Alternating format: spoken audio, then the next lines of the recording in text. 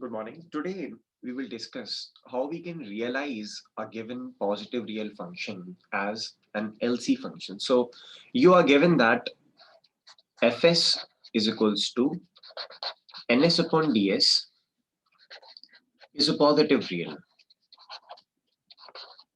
Okay. And you have to realize it as an LC network.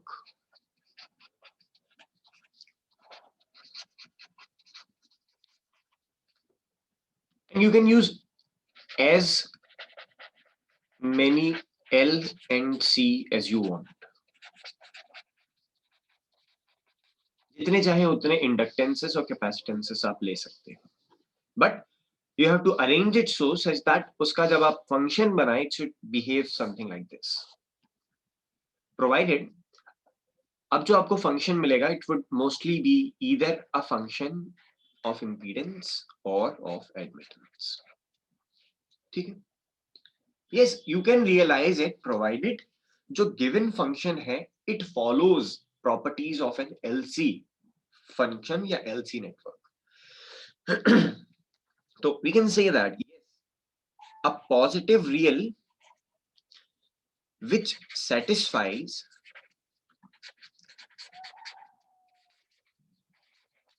properties of LC network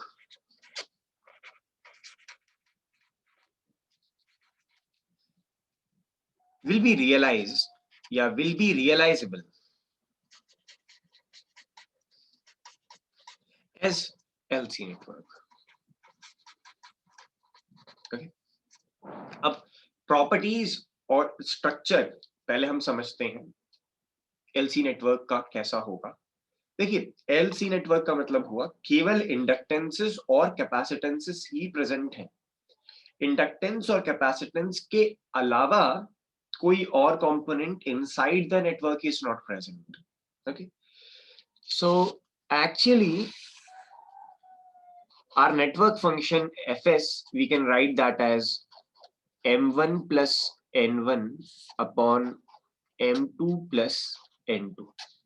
Okay, we can write it in this form. Remember, if you have only L and C present, only capacitance, inductance, capacitance, if you have only such things present inside a network, all components will be imaginary.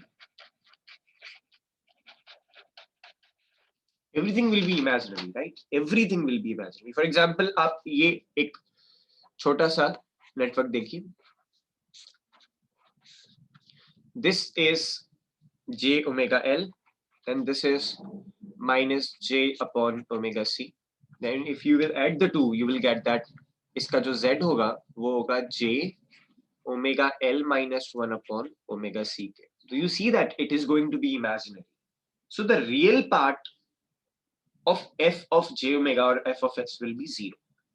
तो अगर मेरे पास मान लीजिए function ऐसे है fs is given like it is m1 plus n1 upon m2 plus n2.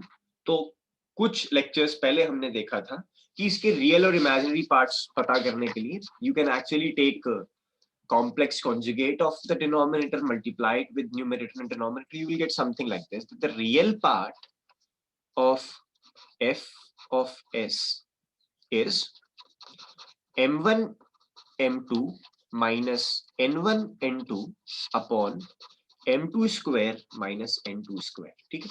I am not going in details कहां से आया, लेकिन अगर आपने लेक्चर 60 और 61 देखा है तो you will be able to find it ये कहां से आया है.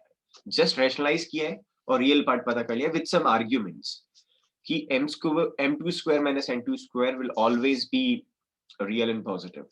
खैर ये हम सारी चीजें पहले कर चुके हैं. और इमेजिनरी पार्ट जो होगा fs का it will be m2 n1 minus n2 m1 divided by m2 square minus n2 square. We will focus on this thing. If a given function is LC, a given network is LC network, then real part of this whole should go to 0. Real part going to 0 means, what I mean is that real part of f of s की जगह j omega रखा, then we had something like m1 m2 minus n1 n2 divided by m2 square minus n2 square is equals to 0. Now there are many possibilities कि ये function कब कब 0 होगा, और उसकी वजह से we will be able to find out a structure of LC function. देखिए, मैं केवल न्यूमरेटर की बात कर रहा हूँ. We will only take numerator, that m1 m2 minus n1 n2 is equals to 0. I'm only taking the numerator, and there are many possibilities that you can have this equals to 0. तो पहली condition है, first condition is if I have m1 equals to 0, n1 equals to 0. तो देखिए 0 into m2 0 minus 0 into n2 0, तो ये दोनों 0 हो गया. लेकिन ऐसी कंडीशन की वजह से your fs which was m1 plus n1 upon m2 plus n2, तो इसमें तो न्यूमरेटर ही पूरा 0 हो गया, तो फंक्शन ही 0 हो गया. और अगर पूरा का पूरा नेटवर्क फंक्शन जो दिया है वही 0 है, यू कंसीडर कि आप क्या रियलाइज करें. सबसे अच्छी तो चीज यही है कि सब कुछ 0 ही हो जाए, तो you don't need to realize it. Such function, no need to realize.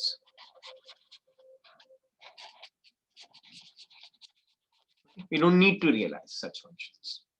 पहली कंडीशन m1 0 और n1 0, तो ऐसी कंडीशन आपको मिलेगी ही नहीं. ठीक है. Second, there is possibility that m2 is equals to 0 and n1 is equals to 0. ऐसा करने से आपके फंक्शन क्या बचेगा? It will give us function which will be nothing but equals to, देखिए m2 0 है और n1 0 है, तो it will be of the form m1 upon n2. तो ऊपर एक इवन फंक्शन है, नीचे एक ऑड फंक्शन है, इवन बाय ऑड टाइप का फंक्शन बचा. ठीक है, या तो टोटल 0 हो गया या इवन बाय ऑड का फंक्शन. एक और कंडीशन भी हो सकती है that you have m1 equals to 0 and n2 equals to 0. Excuse me.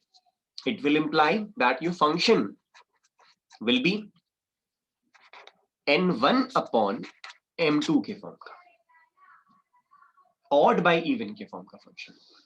ये एक और कंडीशन हो सकती है, लास्ट वाली, क्योंकि इवेंचुअली इंप्लाई ही करेगी कि your function will be of the form odd by even और इवन बाय ऑड. लेकिन देखिए कैसे.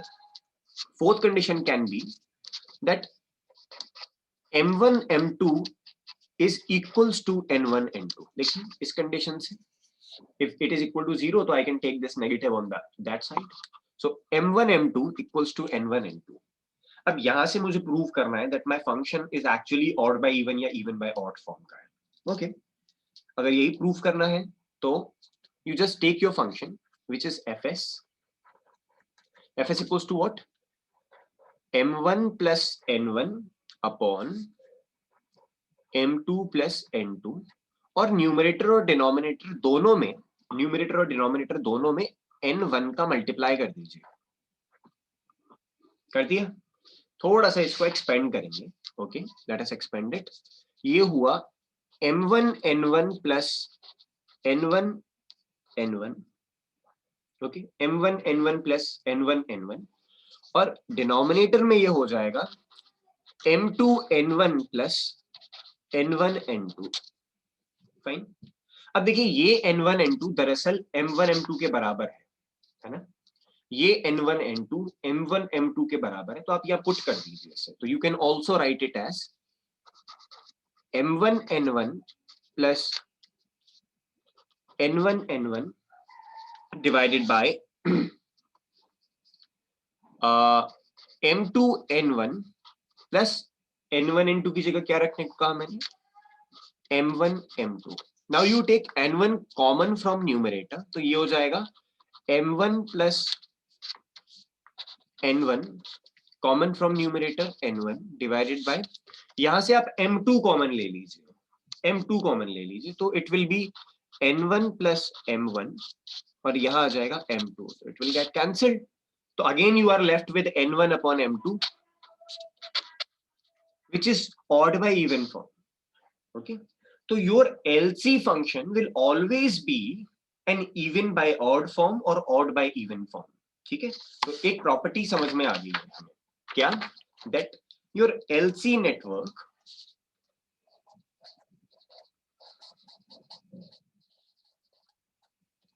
will always be odd by even or even by odd form. तो अगर आपसे सवाल पूछा जाए कि गिवन फंक्शन को देखकर बताइए क्या वो एलसी हो सकता है, तो देखिए मान लीजिए आपसे पूछा गया है कि given F S is equals to S square plus 2s plus 3 divided by S square plus 4, बताइए क्या ये एलसी फंक्शन हो सकता है? तो आप कहेंगे नहीं हो सकता है। क्यों? क्योंकि न्यूमरेटर एक परफेक्ट ऑड या परफेक्ट इवन पॉलिनोमियल नहीं है, जो कि उसे होना चाहिए था। और अगर denominator was perfect even polynomial, तो न्यूमरेटर को परफेक्ट ऑड पॉलिनोमियल ही होना चाहिए था, जो कि नहीं है। तो this function may be a PR but it is not LC.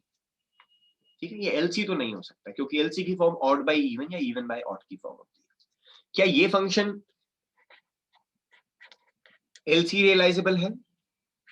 S cube plus S upon S square plus 4, या it seems to be LC realizable. ठीक है, in fact it is LC realizable. आप देखिए, it is something like S times S square plus 1 divided by s square plus 4. And remember lecture 16, in between the middle I told you that any even polynomial can be written, any odd polynomial can be written as s times an even polynomial. So s times an even polynomial. तो हमेशा LC function में कोई ना कोई s अलग से जरूर आया होगा। क्यों? देखिए, या तो इस तरीके की फॉर्म होगी हमारी, तो this is indeed LC realizable, या तो हमारी इस तरीके की फॉर्म होती है that F S is equals to odd by even. ठीक है, और ऑड को हम कैसे लिख सकते हैं? S into even by some other even polynomial. ये इवन से इवन कैंसिल नहीं करना है, ठीक है, it is just to show you कि एक इवन पॉलिनोमियल एक और इवन पॉलिनोमियल, और ये न्यूमरेटर में मल्टीप्लाइड बाय एस। ऐसा ही इसके केस में भी हो सकता है that if we have F S is equals to even by odd form, then you can write even upon s times another even. तो ये जो s है, ये एक क्रिटिकल फ्रीक्वेंसी होगा ही होगा। तो for LC function s is either a pole और अ जीरो, और जरूर होगा। तो एक और कंडीशन आ गई हमारे पास, क्या? That s is equals to 0 is either a pole or a zero and it must be present. तो अगर पोल और जीरो है तो इसका एक कंबाइंड नाम होता है, उसे हम क्रिटिकल फ्रीक्वेंसी बोलते हैं।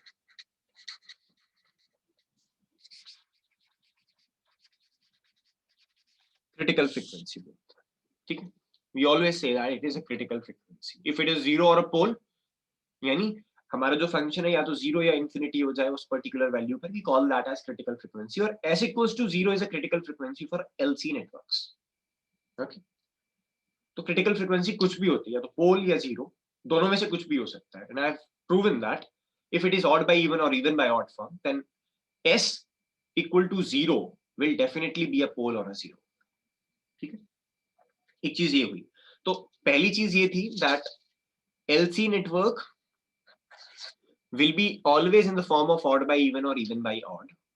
दूसरी है ये that if this is true then this will also be true, that s equals to 0 is either a pole or a zero, यानी s equals to 0 is a critical frequency.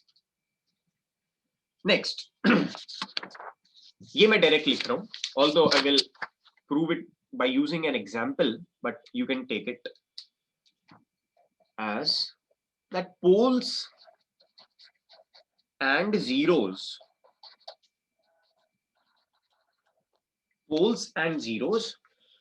For an LC function या LC network के लिए must lie on j omega axis.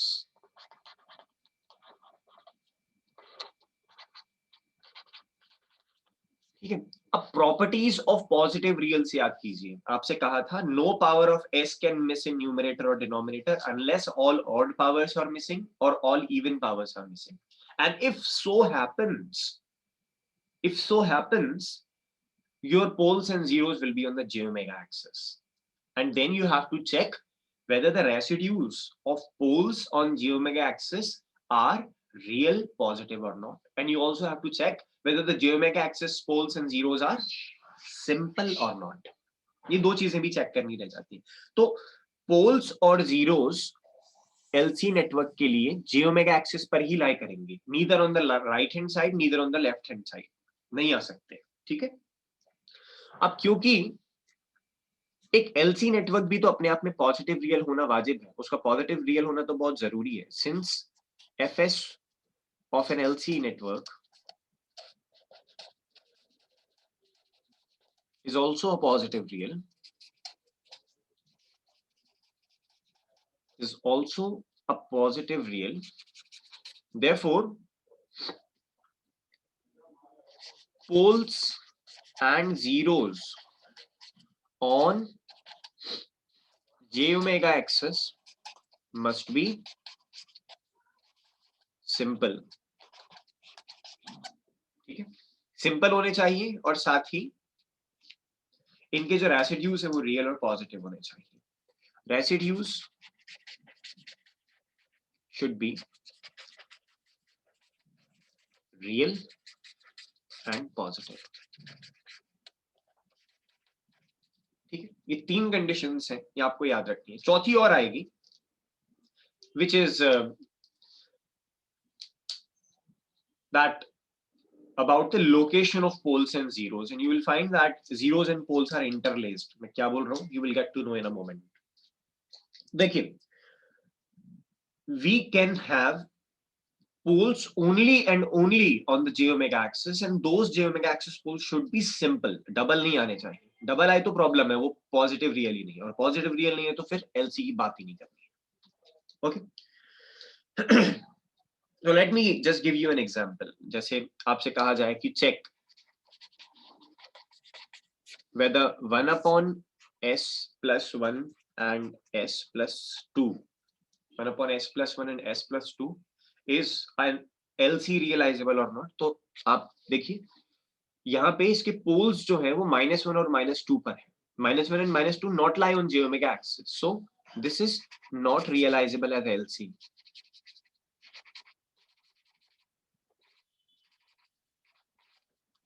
s equals to -1, s equals to -2 were the poles, so it is not realizable as LC. ठीक है, साथ ही अगर आप केवल real axis पर ना लेकर कहीं और किसी आर्गन प्लेन में लें, तो अभी तो इसके जो पोल्स थे we had something like this, one was on -1 and the other was on -2, so we cannot realize it as LC. In fact, अगर आप इसका ना you will open this, you will get to know that it is of this form, s square plus 2 plus 3s plus 2. तो s square plus 3s plus 2 is neither even nor odd type. ये तो mix है ना तो odd है ना even. और in fact अगर ये इवन हो गया था तो नीचे वाला ऑड होना चाहिए था, जो कि नहीं है, तो एलसी रियलाइजेबल नहीं है. साथ ही इस तरीके की फॉर्म भी अलाउड नहीं है. जैसे मान लीजिए आप कहें कि we have something like, taking another example, 1 upon s plus alpha minus j beta और s plus alpha plus j beta. So I am actually saying that we have s equals to minus alpha plus j beta and s equals to minus alpha minus j beta as poles. So what essentially I am saying is this: we have a pole over here and over here. ठीक है, तो ये minus alpha minus J plus J beta है, ये minus alpha minus J beta है. But if you take it और इसका multiplication देखें तो it will be something like S square plus alpha square plus 2s अल्फा minus j beta square is plus beta square. So you see that it is of this form, s square plus 2s alpha plus alpha square plus beta square. So this is also neither even nor odd. इसमें एक s की power odd वाला भी आ गया है. तो we won't allow this as LC function. तो याद रखिएगा LC function odd by even या even by odd के ही फॉर्म के हैं. यही कारण है कि जो इसकी j omega एक्सिस पर ही पोल्स और जीरोस हो सकते हैं और कहीं नहीं हो सकते. Neither on real axis nor on either side of the S plane. It can only be on the j omega axis. तो जो बेसिक स्ट्रक्चर होगा, ये सारी चीजें पता करने के बाद जो बेसिक स्ट्रक्चर होगा, it would be something like this. Either it can be general structure लिख रहा हूं मैं, ZS equals to ZS या YS कुछ भी बोल लीजिए आप, some constant times जब रियल एक्सिस पर रूट्स होते हैं तो हम उसे ऐसे लिखते हैं, देखिए S square plus z1 square. आप देख लीजिए plus minus jz1 will be a root, plus minus jz1 will be a root, S square plus z2 square, S square plus z3 square and so on. और देखिए complex conjugate होंगे, एक plus j होगा plus jz1, एक minus jz1, इस तरीके से divided by right poles. कैसे? It will be having poles similarly जैसे हमने zeros लिखे, s square plus pole 1 square, s square plus pole 2 square, s square plus pole 3 square and so on. It will be going. अभी complete नहीं हुआ है, देखिए ऊपर भी पावर्स इवन है, नीचे भी पावर्स इवन है, तो मुझे इसको एक ऐसे मल्टीप्लाई करना पड़ेगा. एक तो ये पॉसिबल फॉर्म है इवन बाय ऑड की फॉर्म, ठीक है, जनरल स्ट्रक्चर में बनाया है, जहां पे plus minus jz1 plus minus jz2 plus minus jz3 are zeros, plus minus jp1 plus minus jp2 plus minus jp3 are poles. ठीक है. दूसरा पॉसिबल तरीका है कि you have numerator as an odd polynomial, तो वो भी आप लिख लीजिए, और it has a form like this, k s square plus z1 square, s square plus z2 square, s square plus z3 square and so on, divided by s square plus pole 1 square, s square plus pole 2 square, s square plus pole 3 square and so on. But here in numerator I will multiply with another s to make it odd by even form. So this is the general structure of LC function. General structure of LC functions.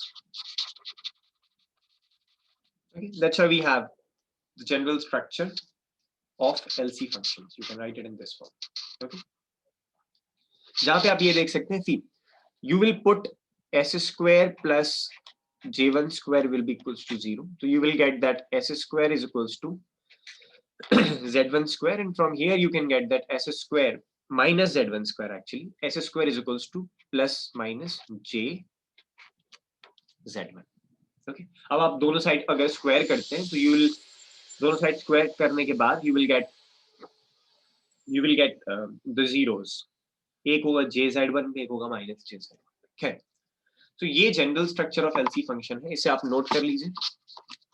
ये exam में पूछ सकते हैं या सीटी में पूछ सकते हैं कि explain general structure of LC functions giving some arguments, इस तरीके से क्वेश्चन भी आ सकता है. ठीक है. अब इस कोई भी एक फॉर्म ले लीजिए जनरल स्ट्रक्चर की, उसे हम पार्शियल फ्रैक्शंस में भी लिख सकते हैं. ठीक है, पार्शियल फ्रैक्शंस में भी लिख सकते हैं. तो पार्शियल फ्रैक्शंस में लिखने का क्या तरीका है, देखिए, अगर मान लीजिए इनमें से कोई भी एक फॉर्म होती है मेरे पास, तो मैं उसे ऐसे लिख सकता था, मैं उसे कंबाइन कर देता हूं अभी. एनी ZS या YS can be written as k infinity कोई कांस्टेंट इनटू s प्लस कोई कांस्टेंट इनटू 1/s. ये it will depend on conditions. This will depend कि k0 की वैल्यू क्या है, k इंफिनिटी की वैल्यू क्या है, दोनों में से कोई एक प्रेजेंट हो सकता है, ठीक है. It will depend on actual conditions.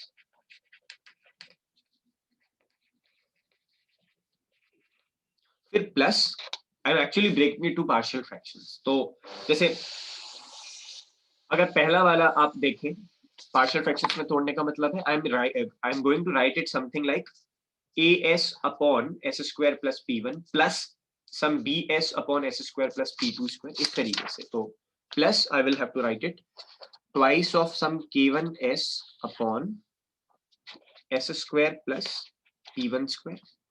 अच्छा, अब ना यहाँ मैं एक पहले टर्म होता था कि अगर आपको नीचे s स्क्वायर की पावर है तो you have to take it as as plus b.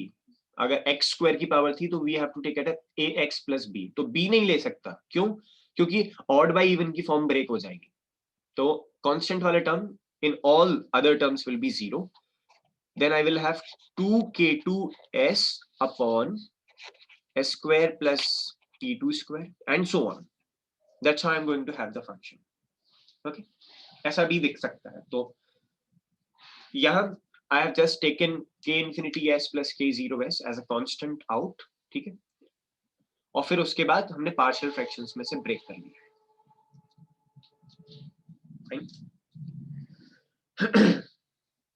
Now what we have to do is we have to understand a few things, जिसमें एक और important चीज आती है that जो LC फंक्शन है हमारा, it follows what is called as Foster reactance theorem.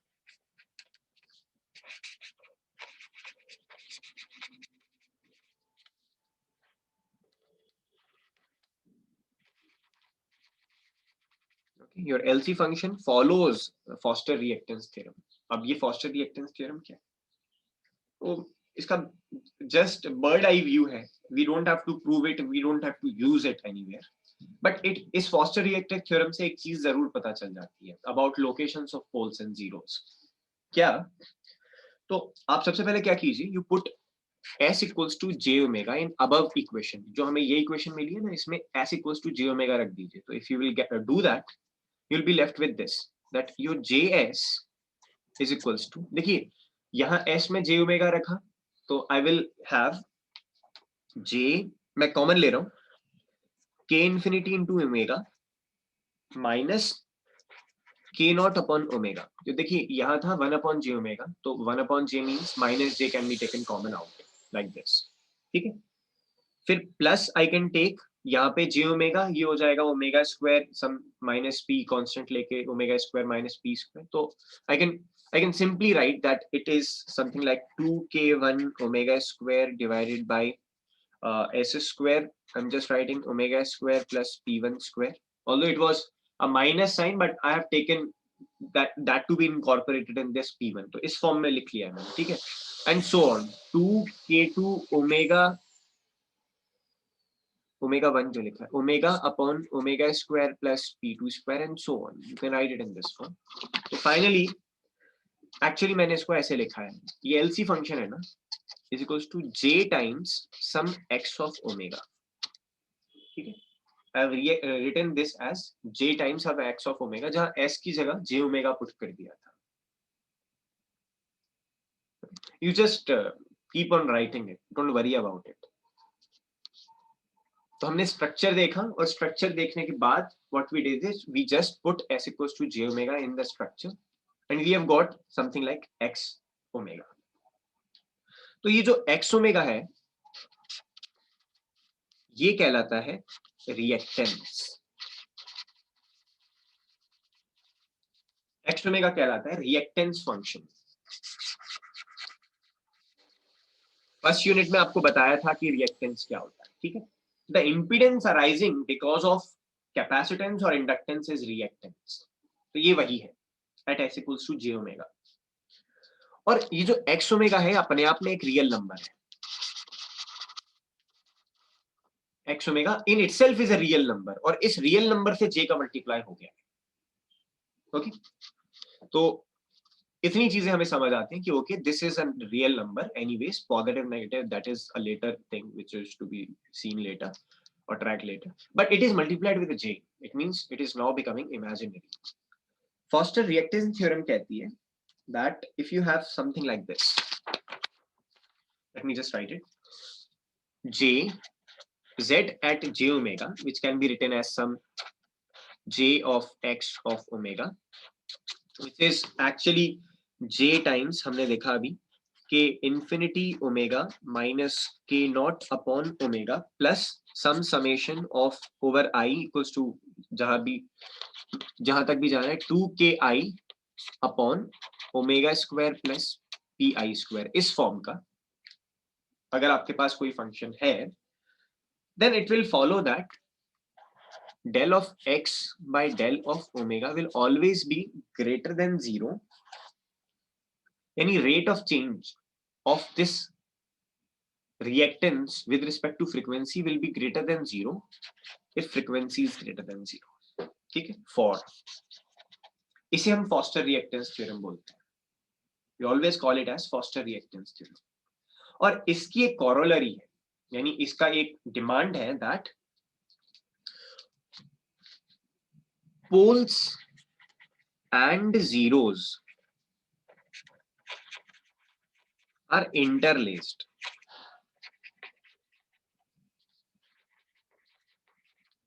Poles and zeros are interlaced.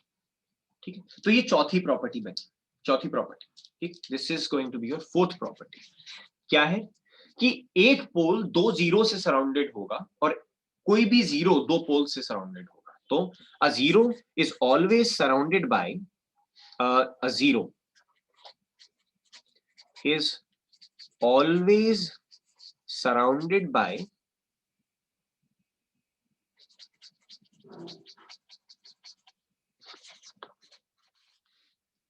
two poles. A zero is always surrounded by two poles. ठीक है, similar is true for and a pole is surrounded by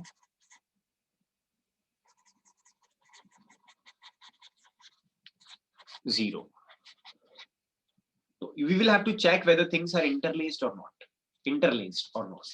अब देखिए एक छोटा सा function देता हूं, then we will move on. Zs equals to s square plus 1 s square plus 9 s square plus 4. अब इसके जल्दी से पोल्स और जीरोस अगर आप देखें तो पोल्स हैं at s equals to 0 and s equals to plus minus 2j. ठीक है, s square plus 4 will give you plus minus 2j. ये पोल्स हो गए. फिर हम इसके जीरोस देखते हैं. जीरोस है s equals to plus minus j और s equals to plus minus 3j. तो अगर आप j ओमेगा एक्सिस पर पोल्स और जीरोस प्लॉट करेंगे तो सबसे पहली कंडीशन सेटिस्फाई होगी that s equals to 0 is a pole.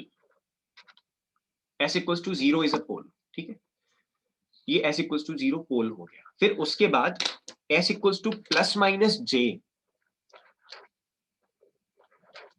ये प्लस j ये minus j are zeros. s equals to 0 is a pole, plus j and minus j are zeros. फिर plus 2 minus 2 again poles, ये plus 2 है और ये minus 2 है j में, plus 2j minus 2j. तो देखिए एक पोल दो जीरो के बीच में, एक जीरो दो पोल के बीच में, अगर वो एंड वाले नहीं है तो. और एंड में व्हाट वी हैव, एंड में you can have a zero only. ठीक है, तो ये देखिए plus minus 3 is a zero, ये प्लस 3j और माइनस 3j. और ऐसा होना भी जरूरी है in order to prove, in order to satisfy Foster reactance theorem. आपके LC फंक्शन में पोल्स और जीरोस इंटरलेस्ड होंगे. आपके LC फंक्शन में पोल्स और जीरोस इंटरलेस्ड होंगे. ठीक है, तो ये चीज भी चेक करनी होगी, which is your fourth property. तो अभी तक हमने चार प्रॉपर्टी पढ़ी. पहली कि it will be always in the form of odd by even और इवन बाय ऑड फॉर्म, पहली प्रॉपर्टी. दूसरी प्रॉपर्टी क्या थी, anyone remember?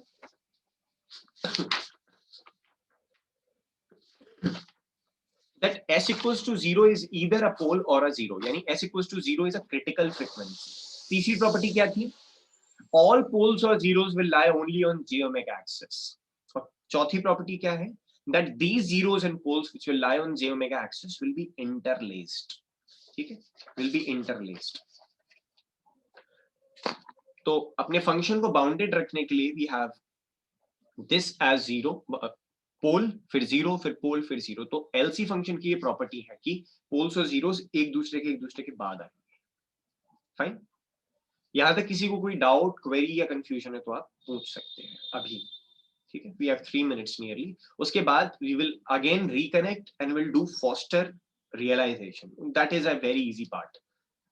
Realization is easy part. Understanding the structure of function is not that easy. So if you want, you can ask questions. Anyways, anyone?